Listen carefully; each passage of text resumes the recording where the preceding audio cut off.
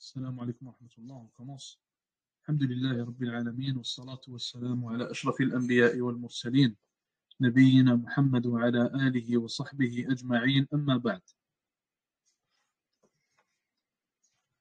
Donc on en est à la quatrième règle, au quatrième fondement.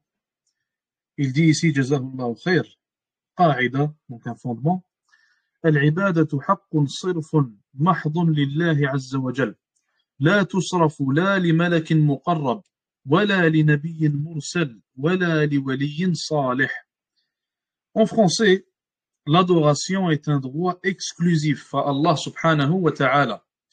Elle ne peut pas être accomplie, elle n'est pas à être accomplie pour un ange rapproché, ou alors pour un prophète qui a été envoyé, ou alors même pour un wali, donc un allié d'Allah pieux. Donc l'adoration doit être accomplie seulement pour Allah subhanahu wa ta'ala. Et d'ailleurs, ça c'est l'un des trois types de tawhid, donc tawhid al-uluhiyya, le tawhid de la seigneurie. Ce tawhid-là, on en a souvent parlé, mais bien sûr, dans la répétition, il y a de grands bénéfices. Donc, tawhid al-uluhiyya, le tawhid de l'adoration et non pas de la seigneurie, excusez-moi. Tawhid al-uluhiyya, en réalité, c'est la qa'ida, le fondement qu'on a devant nous. Ce tawhid-là explique ce fondement, et lui-même ce fondement. Donc, l'adoration n'est faite que pour Allah subhanahu wa ta'ala. Elle ne peut pas être faite. Donc, quelles sont les preuves du Coran, quelles sont les preuves de la Sunna qui a un fondement?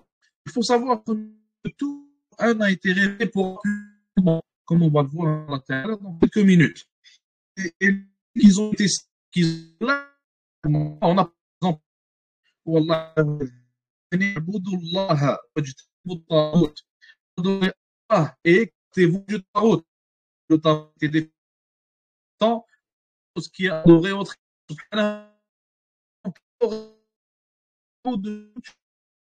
autre que lui. Ce qui veut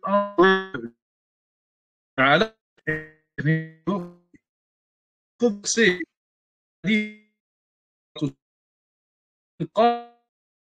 Allah وكفر بما من دون الله. Celui qui dit la ilaha illallah et croit en tout ce qui est en dehors d'Allah. Donc ce hadith-là nous prouve l'obligation d'adorer Allah subhanahu wa ta'ala seul, de mécroire, pas seulement accomplir l'adoration pour autre qu'Azza wa Jal, mais en plus de cela, de mécroire en tout ce qui est adoré d'Allah subhanahu wa ta'ala, de mécroire l'adoration adorateurs qu'ils adorent cette fausse divinité qui est autre qu'Allah subhanahu wa ta'ala. Comment reconnaître maintenant une ibada? Et ça, c'est un point important. Donc, ce point-là, il faut s'y concentrer, Inch'Allah ta'ala. C'est un point très important. Pour éviter d'adorer autre qu'Allah Azza wa Jal, il faut premièrement savoir c'est quoi l'adoration. Donc, en sachant c'est quoi l'adoration, on peut éviter d'adorer, wal-'iyadu billah, autre qu'Allah subhanahu wa ta'ala. Donc, l'adoration a été définie par Cheikh l'Islam Ibn Taymiyyah, rahmatullahi ta'ala alayh, comme étant comme suit. هي اسم جامع لكل ما يحبه الله ويرضاه من الأفعال والأقوال الباطنة والظاهرة. Donc, si vous vous rappelez bien, on l'a fait dans Tawhid al-Muyassar, on répète ici, Inch'Allah. Donc, c'est un nom générique, c'est un nom regroupant tout ce qu'Allah Azza wa Jal aime et tout ce qui lui satisfait, parmi les actions et les paroles, cachées et apparentes. Donc, je répète, c'est un nom générique, ou alors on peut dire c'est un nom regroupant tout ce qu'Allah Azza wa Jal aime et agrée, parmi les actions et les paroles apparentes et cachées. Donc en réalité, l'adoration, on tire de ça différentes choses. L'adoration, premièrement, c'est toute action qui plaît à Allah Azza wa Jal et que lui, il aime subhanahu wa ta'ala. Si cette action, elle plaît à Allah subhanahu wa ta'ala et qu'Allah Azza wa Jal aime cette action, qu'Allah Azza wa Jal l'agrée, alors cette action est inévitablement une adoration. Et l'adoration, ce qu'on tire aussi de son explication, c'est que l'adoration, elle peut être une action, tout comme elle peut être une parole. Le fait de réciter le Coran, mathalan, c'est une adoration. Le fait, par exemple, de dire un bon mot à ses parents, c'est une adoration. Donc, dire un bon mot, une chose qui leur plaît à nos parents pour satisfaire à Allah subhanahu wa ta'ala. Donc, min babi birril walidain, pour obéir à Allah Azza wa Jal lorsqu'il nous ordonne de bien les traiter, lorsqu'il nous ordonne de leur obéir, ceci est une adoration. Les actions aussi peuvent être des adorations, comme mathalan la salat, la prière, comme mathalan le fait de sourire au visage de ton frère, donc pour satisfaire à Allah Azza wa Jal. Ceci est une adoration, encore une fois. C'est une action qui plaît à Allah et que lui l'agrée, subhanahu wa ta'ala. Et cette adoration-là, elle peut aussi être apparente ou alors elle peut être cachée. Donc on a ce qu'on appelle aussi les adorations du cœur, comme par exemple le tawakkul, comme par exemple l'amour d'Allah subhanahu wa ta'ala. Porter de l'amour à Allah Azza wa Jal, avoir de l'amour envers lui dans son cœur, c'est une adoration du cœur. Avoir l'espoir en Allah Azza wa Jal, c'est une adoration du cœur. La crainte d'Allah Azza wa Jal, c'est aussi une adoration du cœur qui n'est pas apparente, mais elle est plutôt cachée. Les adorations apparentes, donc ça c'est connu comme la prière, le hajj, etc. Tout ce qui est visible en réalité, tout ce qui est apparent. Donc je répète une dernière fois la définition. Cheikh l'Islam Ibn Taymiyyah, il a dit Ismun jami'un li kulli ma yuhibbuhu Allah wa yardah min al-af'ali wal-aqwal al-batinati wal-zahira. Il a dit l'adoration, c'est un nom regroupant tout ce qu'Allah Azza wa Jal aime et agrée parmi les actions et les paroles apparentes ou alors cachées. Donc tout ce qui satisfait à la définition qu'on vient de donner, toute action qui rentre sous cette définition, toute action qui est en accord avec cette définition est une adoration. Et toute action qui est une adoration ne peut être faite que pour Allah subhanahu wa ta'ala. Toute action qui est une adoration, qui satisfait à ce qu'on vient de citer comme définition, ne peut être faite, ne peut être accomplie que pour Allah subhanahu wa ta'ala. Dans le cas où une telle action est accomplie pour autre qu'Allah azza wa jal, alors il y aura un non-respect du fondement qu'on a devant nous, de ce quatrième fondement, et il y aura une corruption de tawhid al-uluhiyya, de l'un des trois types de tawhid qui est le tawhid de l'adoration. Et certes, s'il y a corruption de l'un des trois types de tawhid, alors il y a corruption de tout le tawhid. Donc la personne sort de l'islam automatiquement si elle voue une adoration pour autre qu'Allah azza wa jal. Donc ça c'était pour ce qui est de ce fondement-là. Le prochain fondement, le fondement qui vient juste après, donc le prochain fondement. Il dit ici, Jazahullahu khayr, الرسل بعثوا لتقرير توحيد الألوهية. Il dit, les messagers ont été envoyés par Allah Azza wa Jal, ils ont été envoyés pour établir, pour apprendre à leur peuple Tawhid al-Uluhiyya, le Tawhid de l'adoration. Est-ce que cette parole, est-ce que ce qu'il vient de dire, c'est apprendre d'une manière générale, ou alors les prophètes et messagers se sont limités à appeler seulement à Tawhid al-Uluhiyya? Et ça, on l'a vu, si vous vous en rappelez. Est-ce que les prophètes et messagers ont appelé seulement à Tawhid al-Uluhiyya, ou alors est-ce qu'on prend cette parole comme étant une parole générale? Il parle d'une manière générale et non pas d'une manière spécifique. Ils ne limitent pas leur da'wa à ça. Donc, quelle est la réponse à ça?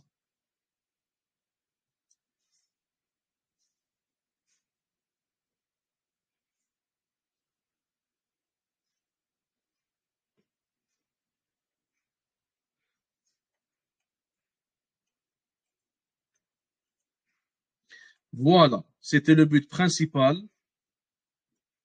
mais ce n'était pas le seul but ou la seule raison de l'envoi des messagers et des prophètes.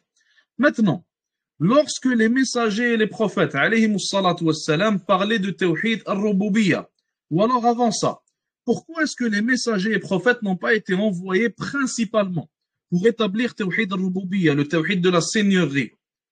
Pourquoi est-ce qu'ils n'ont pas été envoyés seulement ou principalement plutôt pour ça? Les gens le reconnaissaient déjà. Est-ce que tout le monde à cette époque-là le reconnaissait déjà? Allah Azza wa Jalla dit dans le Coran وَلَئِنْ سَأَلْتَهُمْ مَنْ خَلَقَ السَّمَاوَاتِ وَالْأَرْضَ لَيَقُولُنَّ اللَّهُ. Si tu leur demandes qui a créé les cieux et la terre, si tu leur demandes qui a créé les cieux et la terre, qu'est-ce qu'ils vont dire? لَيَقُولُنَّ اللَّهُ. Ils vont répondre Allah. Donc, ils vont répondre Allah. Et Allah Azza wa Jalla nous parle ici des mécréants de Quraysh, des kuffars de Quraysh. Donc, ici, ce qu'on pourrait tirer de ce verset, c'est que les kuffars de Quraysh croyaient totalement en Tawhid al-Rububiyya. Mais ceci est faux. Il ne faut pas en tirer cette conclusion-là, ceci est faux. Les kuffars de Quraysh croyaient d'une manière générale en Tawhid al-Rububiyya. Mais ils avaient quelques lacunes à propos de ce Tawhid-là. Ils avaient quelques lacunes à propos de ce Tawhid. L'une des lacunes, un homme est venu voir le prophète alayhi salatu wassalam un jour et il l'a questionné. Il lui a dit, quand je vais mourir et je vais devenir de la terre, comment est-ce qu'Allah Azza wa Jal va me ressusciter et me juger? Les kuffars de Quraysh, en réalité, ils mécroyaient en Al-Hashr. Ils mécroyaient en la résurrection et en le regroupement des gens pour cette résurrection et pour le jugement. Les kuffars de Quraysh mécroyaient en ça. Allah Azza wa Jalla a dit à propos de ça dans le Coran, وَضَرَبَ لَنَا مَثَلًا وَنَسِيَ خَلْقَهُ قال من يحيي العظام وهي رميم قل يحييها الذي أنشأها أول مرة. Allah Azza wa Jalla parle de cet homme qui est venu voir le Nabi alayhi salatu wassalam. Il a dit, cet homme nous a cité un exemple, ونسي خلقه, et il a oublié sa création. Ça c'est Allah Azza wa Jalla qui parle. قال من يحيي العظام وهي رميم. Il a dit, qui est-ce qui va ressusciter, qui est-ce qui va refaire vivre les os lorsqu'ils vont devenir de la terre? قل يحييها الذي أنشأها أول مرة. Et Allah Azza wa Jalla lui répond d'une manière très logique en lui disant, dis, donc il a dit au prophète alayhi salatu wassalam de dire, يحييها الذي أنشأها أول مرة. Celui qui va la faire revivre, c'est celui qui l'a créée la première fois. Et les savants expliquent ce verset-là en disant que ce qui est plus difficile, c'est de créer quelque chose de rien. Donc, ce qui est plus difficile, c'est le fait qu'Allah Azza wa Jal ait créé l'être humain de rien. Donc, normalement, logiquement parlant, le fait de le ressusciter est bien plus facile que de le créer de néant, du néant, de rien. Certes, il n'y a rien de difficile pour Allah Azza wa Jal, c'est un exemple logique pour l'être humain, pour qu'il comprenne. Donc, si Allah Azza wa Jal a eu la capacité de le créer de rien, de néant, alors il aura encore plus de facilité à le créer, à le refaire vivre après qu'il soit devenu poussière. Car à ce moment-là, il n'est pas du néant, mais plutôt il a déjà existé. Donc, Allah Azza wa Jal nous donne cet exemple-là dans le Coran de la mécroyance des Qurayshites, donc des kuffars de Quraysh, en certains aspects de Tawhid al-Rububiyya.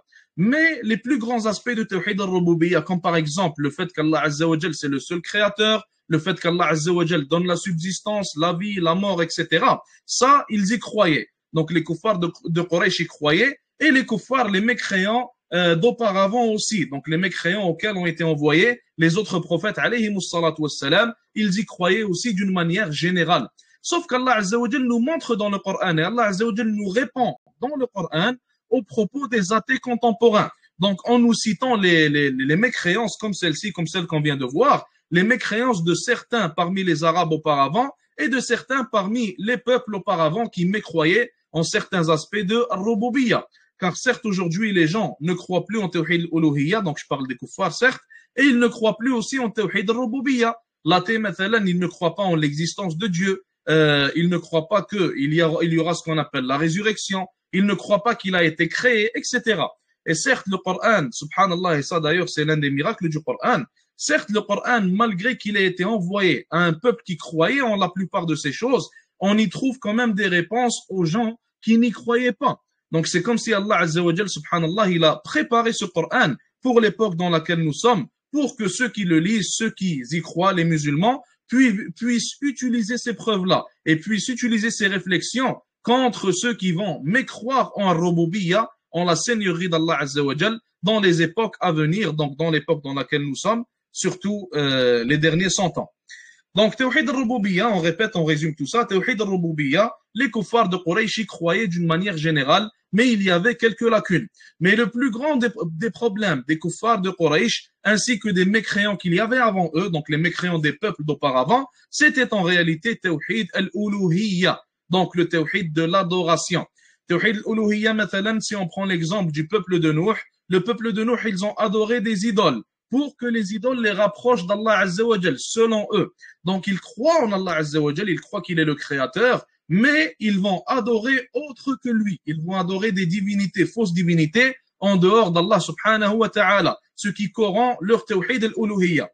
Un autre point important à garder en tête, et ça c'est important, gardez-le en tête, inshallah ta'ala, un autre point à garder en tête. Tawhid al-rububiyya est une preuve pour tawhid al-uluhiyya. Allah Azza wa Jal utilise Tawhid al-Rububiyya pour prouver Tawhid al-Uluhiyya. Et son prophète, alayhi salatu wassalam, aussi. Qui peut me donner un exemple de ce que je viens de vous dire dans le Coran? Qui peut me citer un verset, un exemple? Je vous donne un indice, c'est dans les débuts de Baqarah. Qui peut me citer un exemple dans le Coran qui prouve que Allah Azza wa Jal utilise Tawhid al-Rububiyya pour prouver Tawhid al-Uluhiyya.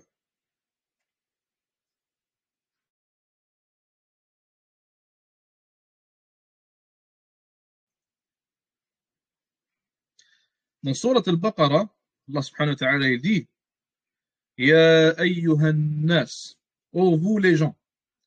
Donc à ce moment-là, voilà, c'est ce verset-là, tu l'as. Ya ayyuhan nas, Allah Azza wa Jal à ce moment-là, il parle à tout le monde, musulmans et mécréants. Ya ayyuhan nas, ittaqu rabbakum alladhi khalaqakum. Donc ça c'est un autre verset. Moi je parlais plutôt de Ya ayyuhan nas, u'budu rabbakum alladhi khalaqakum walladhina min qablikum la'allakum tattaqun. Allah Azza wa Jalla dit, ô vous les gens, adorez votre Seigneur, adorez votre Créateur, adorez Allah. Pourquoi adorer Allah? Car il vous a créé, vous et ceux qui étaient là avant vous. Donc la création qui fait partie de Tawhid al-Rububiyya a été utilisée comme une preuve dans ce verset pour pousser les gens vers l'adoration. Et dans d'autres versets, Allah Azza wa Jalla dit, est-ce que celui qui crée mérite de se faire adorer ou alors c'est celui qui ne crée pas et est créé qui mérite de se faire adorer? Donc Allah Azza wa Jalla nous fait raisonner encore une fois avec la création qui fait partie de Tawhid al-Rububiyya. Donc certes, l'être humain, celui qui a l'intellect, il va adorer celui qui est un créateur et il ne va pas adorer une créature. Allah Azza wa Jalla, c'est celui qui donne la vie et la mort. Alors pourquoi est-ce qu'on va adorer une personne à qui il a donné la vie et à qui il va donner la mort? Allah Azza wa Jalla, il accorde la subsistance. Alors pourquoi tu vas adorer une personne à qui il accorde la subsistance, subhanahu wa ta'ala? Et d'ailleurs, c'est cet exemple-là qu'Allah Azza wa Jalla a donné avec ceux qui adorent les prophètes. Allah Azza wa Jalla, il a dit que les prophètes, ils marchent, yamshuna fil aswaq, ils marchent dans les marchés comme vous. Les prophètes, ils mangent comme vous. Ils ont des besoins comme vous. Alors pourquoi est-ce que tu vas adorer celui qui a un besoin au lieu d'adorer celui qui répond à son besoin? Pourquoi tu vas adorer celui qui mange au lieu d'adorer celui qui lui a donné cette subsistance? Donc ça, ce sont des réponses logiques en utilisant Tawhid al-Rububiyya pour prouver Tawhid al-Uluhiyya. Et Cheikh Walid Saïdan, il dit que les prophètes et les messagers, alayhimus salatu wassalam, lorsqu'ils ont été envoyés, leur utilisation et leur appel vers Tawhid al-Rububiyya servait grandement à appeler les gens et à les pousser à appliquer Tawhid al-Uluhiyya. Donc, Tawhid al-Rububiyya, en réalité, devrait pousser les gens et devrait les convaincre pour appliquer Tawhid al-Uluhiyya, tout simplement. Ce point-là, il est important. Est-ce que tout le monde l'a compris? Ou alors, est-ce que je répète? Est-ce que tout le monde a compris le point? Ou est-ce qu'il y a besoin de répétition?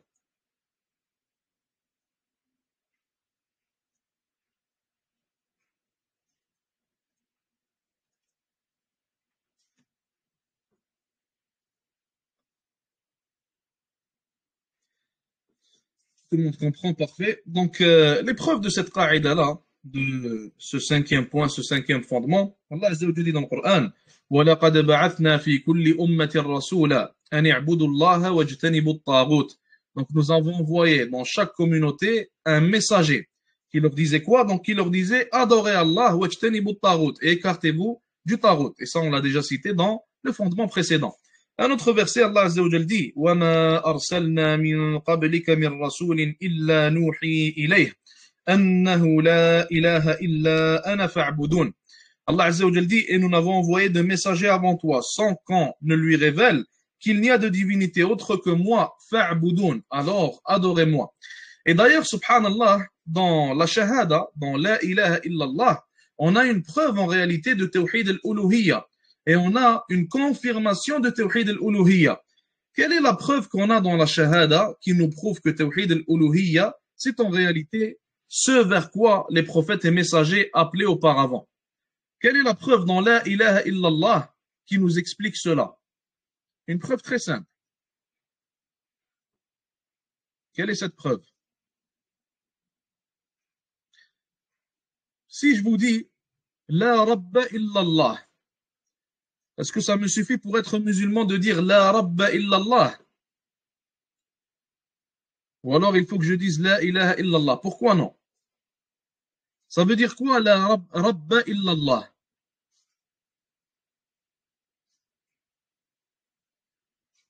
Al-Rububiyya, c'est tiré de quoi? C'est tiré de Rabb. Si je dis la Rabba illallah, alors je suis en train de dire que nul n'a les attributs de la seigneurie autre qu'Allah. Il n'y a pas de seigneur autre qu'Allah Azza wa Jal. Ça veut dire que nul ne peut créer, donner la vie, donner la mort, etc. autre qu'Allah Azza wa Jal. Est-ce que cette parole est suffisante pour être musulman? Non, c'est pas suffisant. Allah Azza wa Jal a fait en sorte que la parole qui fait de l'individu un musulman, c'est la ilaha illallah, pas la rabba illallah. La ilaha illallah. Al-ilah en arabe, c'est quoi? Al-ilah, c'est al-ma'louh, c'est celui qui est pris pour divinité. Donc, il n'y a nulle divinité qui mérite de se faire adorer autre qu'Allah. Donc, remarquez le lien avec le tawhid de l'adoration. Et remarquez comment on revient toujours à l'adoration et à tawhid al-uluhiyya. Donc, il n'y a nulle divinité qui mérite d'être adorée autre qu'Allah Azza wa Jal.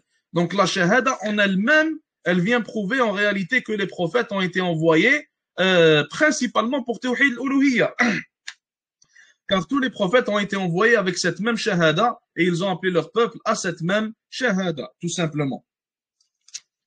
Donc, on a fini pour ce qui est de cette qa'ida, pour ce qui est de ce fondement. On passe au prochain. Donc, le prochain fondement, c'est le 6e. Le prochain fondement, c'est le fondement numéro 6.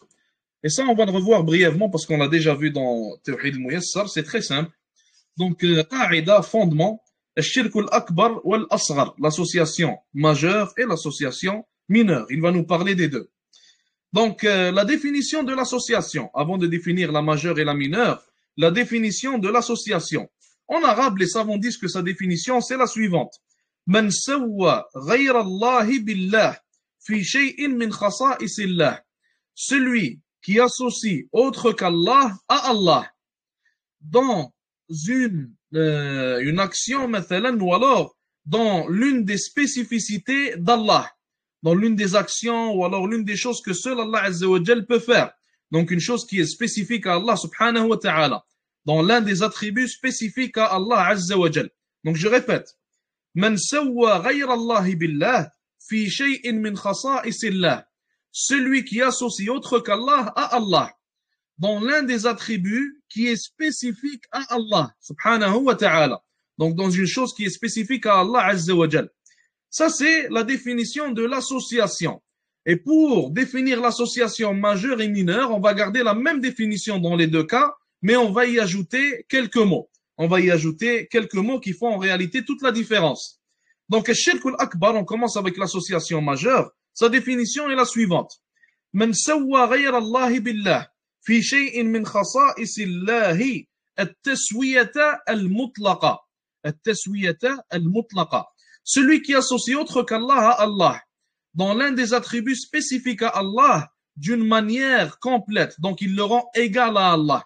Qu'est-ce qu'on veut dire par d'une manière complète? C'est qu'il le rend égal ou alors supérieur à Allah subhanahu wa ta'ala. Il le rend égal ou alors supérieur à Allah subhanahu wa ta'ala. Donc, Allah Azza wa Jal, مثلا, dans le Coran, il dit إِذْ نُسَوِّيكُمْ بِرَبِّ الْعَالَمِينَ. Lorsque nous vous avons associé au Seigneur des mondes. Donc, les mécréants, ils vont parler en enfer, ils vont regretter ce qu'ils ont fait et ils vont dire cette phrase que Allah Azza wa Jal a citée dans le Coran.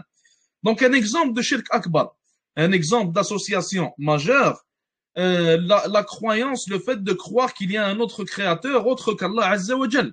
Croire qu'une autre personne peut donner la vie et la mort autre qu'Allah. Croire qu'une autre personne peut donner la subsistance. Dans ce cas-là, cette autre personne, cet autre individu ou alors être, tu l'auras égalé, tu l'auras associé plutôt à Allah Azza wa Jal. Et tu l'as associé à Allah subhanahu wa ta'ala d'une manière égale. Comment est-ce que tu l'as associé? Car tu lui as attribué l'un des attributs d'Allah qui est le fait de créer. Maintenant, Allah Azza wa Jal est le seul qui peut créer. Et comment est-ce que tu l'as rendu égal à Allah subhanahu wa ta'ala? C'est en citant qu'il peut créer tout comme Allah Azza wa Jal peut créer. Alors que seul Allah subhanahu wa ta'ala peut créer. Donc tu l'auras égalé avec Allah subhanahu wa ta'ala. Pour ce qui est du shirk al-asghar, pour ce qui est de l'association mineure, donc on garde la première définition qu'on a citée de shirk et on y ajoute quelques mots encore une fois. Alors c'est la suivante. من سوى غير الله بالله في شيء من خصائص الله التسوية غير الكاملة. Donc quiconque associe à Allah Azza wa Jal autre qu'Allah en lui attribuant l'un des attributs spécifiques à Allah d'une manière incomplète. d'une manière incomplète. Qu'est-ce qu'on veut dire ici par d'une manière incomplète? On donne un exemple, comme ça devient plus clair. Une personne qui jure par autre qu'Allah Azza wa Jal. Mathalan, une personne qui jure par ses enfants, par exemple. Si on demande à cette personne, est-ce que tu as juré par tes enfants car tu penses qu'ils sont égaux ou alors supérieurs à Allah Azza wa Jal? La personne va répondre certes non. Donc le musulman, il va répondre certes non.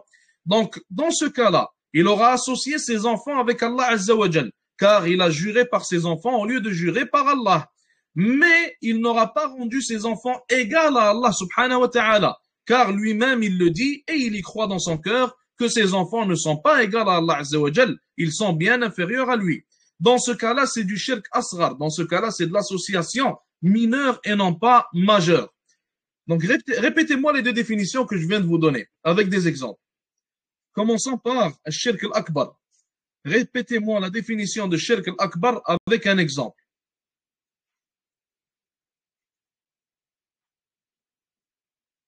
Commençons par la définition. Répétez-moi la définition de l'association majeure, al-shirk al-akbar.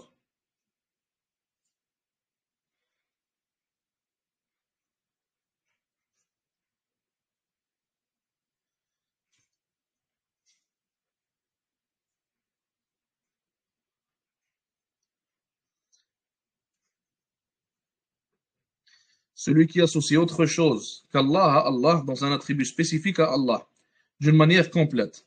Jazakallah khair. Le rendre égal ou alors supérieur à Allah. Est-ce que tu peux me donner un exemple?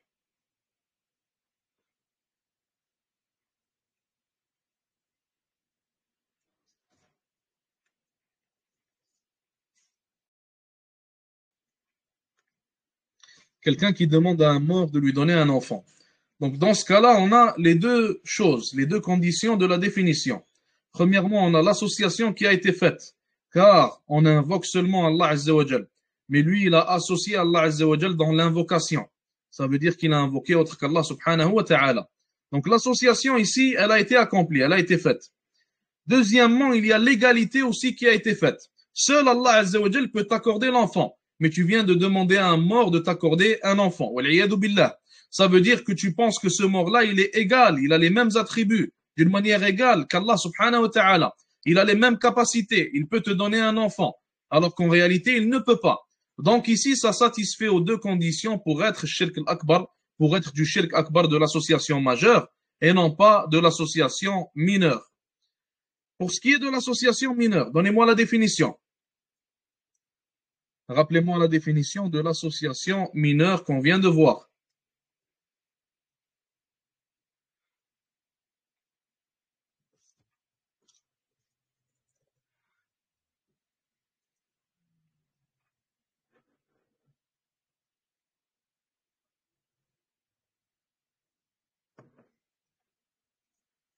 Celui qui associe autre chose qu'Allah à Allah dans un attribut spécifique à Allah.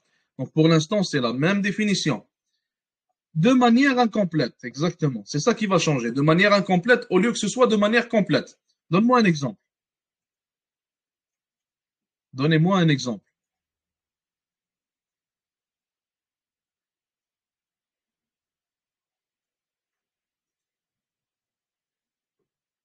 Maintenant, tu as quelqu'un, il te dit,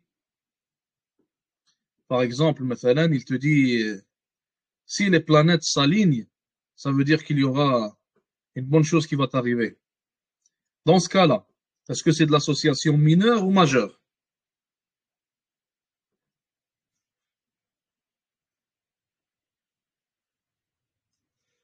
Quelqu'un vous dit, si les planètes s'alignent, une bonne chose va t'arriver. Dans ce cas-là, association mineure ou alors majeure. Mineur dans le cas où il pense, ou il ne pense pas plutôt que c'est les planètes qui contrôlent l'événement, par exemple, ou alors qui contrôlent ce qui va t'arriver. Donc, s'il pense que les planètes sont simplement une cause, dans ce cas-là, c'est de l'association mineure. Pourquoi c'est de l'association mineure? Car pour lui, les planètes ne sont pas égales à Allah subhanahu wa ta'ala. Elles n'ont pas les mêmes attributs, elles n'ont pas la même capacité, elles ne contrôlent rien du tout. Elles sont plutôt simplement une cause. Si tu les vois, alors il va t'arriver une bonne chose. Dans ce cas-là, c'est de l'association mineure et non pas majeure. Est-ce que l'association mineure peut devenir majeure?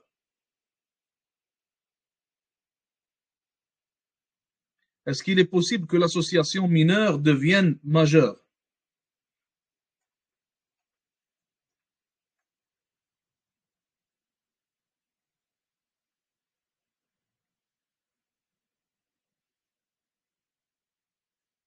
Il est possible que l'association mineure devienne majeure. Et ça, d'ailleurs, c'est notre prochain fondement. Donc, prochain fondement, il dit ici, Jazahullahu khayran, ما كان شركا أصغر أصالة ينقلب أكبر إذا عظمت المساواة والتنديد. Regardez ce qu'il dit.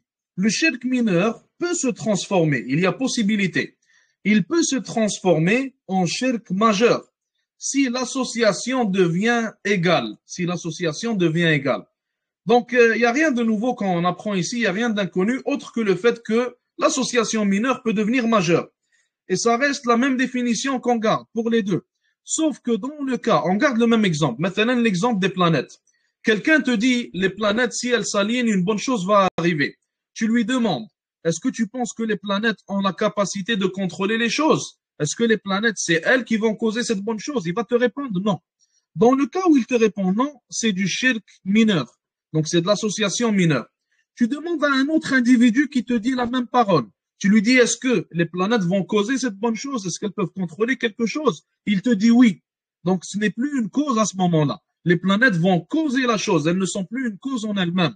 Dans le cas du deuxième individu qui te dit oui, c'est du shirk majeur. C'est de l'association majeure et non pas mineure. Ça veut dire que l'association mineure peut devenir majeure dans le cas où l'association, donc ce qu'il a associé à Allah Azza wa Jal, devient égal à Allah subhanahu wa ta'ala aux yeux de cette personne. Donc je répète avec un autre exemple, l'exemple mathalan du fait de jurer par autre qu'Allah Azza wa Jal. Une personne jure par ses enfants. On lui demande, est-ce que tes enfants sont égaux à Allah Azza wa Jal ou supérieurs? Elle va répondre non. Ils sont inférieurs à Allah subhanahu wa ta'ala. Dans ce cas-là, le résultat, c'est que son action, c'est du shirk mineur et non pas majeur. Une autre personne, elle va jurer par ses enfants. On va lui demander la même question. Est-ce que tes enfants sont supérieurs ou alors égaux à Allah subhanahu wa ta'ala? Elle va répondre oui. Elle va répondre mes enfants sont supérieurs, je les préfère, etc. Dans ce cas-là, le résultat, c'est que ça devient du shirk majeur et non pas mineur. Donc la leçon à garder de ce dernier point, de cette dernière qaïda, dernier fondement, c'est que l'association mineure peut se transformer en association majeure. Quand est-ce qu'elle se transforme en association majeure? Si l'association devient égale ou alors supérieure à Allah aux yeux de la personne qui la commet tout simplement. Est-ce que tout le monde a compris?